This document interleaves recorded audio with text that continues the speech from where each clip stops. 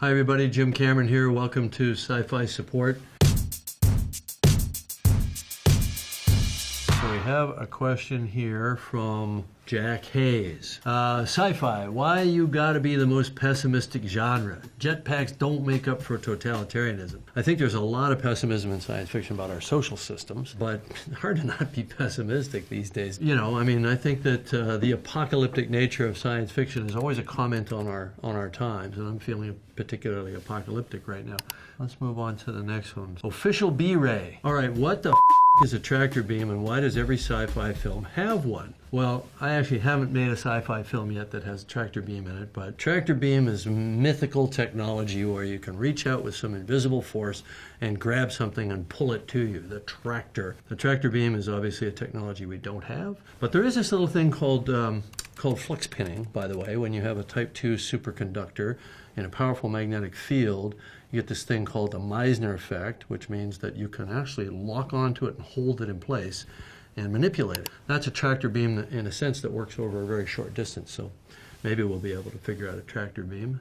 Tony of Earth. I like that, that's good. Artificial intelligence is not going to end well. Have these engineers watched any of the Terminator movies? Yeah, actually they do. It just doesn't dissuade them. In sort of military think tank circles, they actually talk about the Skynet problem. It doesn't dissuade them from developing this stuff as fast as humanly possible. You know, at the time the Terminator was made in 1984, the idea of killer drones in the sky was pure science fiction. The next big stage is going to be, when do we give kill authority to an actual robotic intelligence? People are seriously arguing the ethics of that. The point is, even if we were to suddenly grow a moral conscience here in this country and decide that it's a bad idea to develop an artificial general intelligence, somebody else is going to do it. And then the military will justify us developing it, because if we don't do it, the other guys will do it. So it is going to happen. The people who are working at the forefront of artificial general intelligence say it's not if, it's when. And their outside prediction is 50 years, and their inside prediction is 10 to 15 years as a civilization. And it's going to profoundly alter the nature of our existence, I believe. And, you know, we better wake the up. I think we're doomed, personally. Okay, this is from Mello. So why does every sci-fi show do this whole android becoming human trope, as opposed to an android which looks human not becoming human? Somehow that's not as interesting, I guess. I think we just endlessly explore this idea of the human-appearing machine, and it's our way of dealing, one, with our angst about where robotics might be going. But I think historically it was more about just kind of playing with these ideas that you can't trust people. That's what it all boils down to, kind of at its core. It's that we've got 100,000 years of not trusting each other. Miko Koala, my question: how do you think the popularity of sci-fi in the mid-20th century has played a part in our 21st century obsession with actually creating real robots? That's actually a really intelligent question. I think that a lot of the 20th century science fiction about robots actually has prepared us very well for imagining a society in which robots play a real role. I think we're just kind of drumming our fingers impatiently, waiting for the tech to get worked out. And, you know, I think we've all seen the advancements in technology. I see us now moving into, essentially, or already living in, a science fiction world. Wojtek Kuba? Multiple concepts from science fiction, i.e. tablets, rockets, autonomous drones, are now a reality.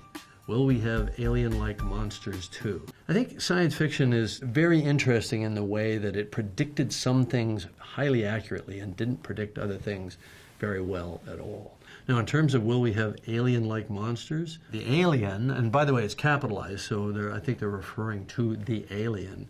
To be very literal about the answer, you'd have to go out into space to encounter that type of alien, some kind of hostile alien life form based on some completely different kind of biology. Probably in our lifetimes, we're not going to get much past the orbit of Mars, maybe out to the asteroid belt, to Jupiter. We're not progressing in terms of human spaceflight very fast. So in terms of us going out and being in jeopardy from an alien with a capital A, I don't see that happening very soon. I think it's interesting to point out that we have not one tiny shred of evidence of actual life beyond the Earth. We all would love to see it, but we have no evidence whatsoever. Megan Knox, why does the sci-fi fantasy film never win the Oscar? Exactly, Megan, what I'm saying. Costumes, makeup, right. It drives me nuts every year. The first time I noticed this was when I was just a movie fan and not a practitioner yet, when Star Wars, which to me was the ultimate science fiction film in its day, so this would have been 77, probably the Oscars of 78, lost to Annie Hall, a little cute relationship story, and Star Wars. Like, what the are you people thinking? There's this attitude that science fiction is not humanistic enough, that it's not about real people. But there also is science fiction that plays by the rules of good drama and is important conceptually and says something about our society and has great characters and is well made and so on. The Academy just has a blind spot about it, so they typically will award technical awards, but not the real stuff, not the acting. People seem to think that you can't do a humanistic movie if you're standing in front of a green screen, which is not true at all. All movie is artifice. You know, you're recording on a cave, you've got a script, it's all written down, and you're doing take after take after take after take and cutting it all together. So it's innately artificial. The truth underlies the artifice. The truth of what you're saying is the direct connection with the audience. Science fiction can do that as well as any other genre in filmmaking, and so I think this is an oversight. Okay, time travel movies always seem to make no sense. Terminator still confuses me. How can Kyle Reese be John Connor's father if he has to T-travel? Well, you have what's called classically in science fiction the grandfather paradox. And it basically says if you build a time machine and you go back through time and you kill your grandfather before he's met your grandmother, you'll cease to exist. And therefore, you've never built the time machine, so therefore you didn't go back and kill him, so therefore you do exist. You wind up with these endlessly recursive causal loops in time travel. No science fiction author has ever resolved this, and in fact, most physicists will tell you that time travel, certainly into the past and altering our present, is impossible. But that's no fun. That's no fun. So we're doing time travel, so just shut the up.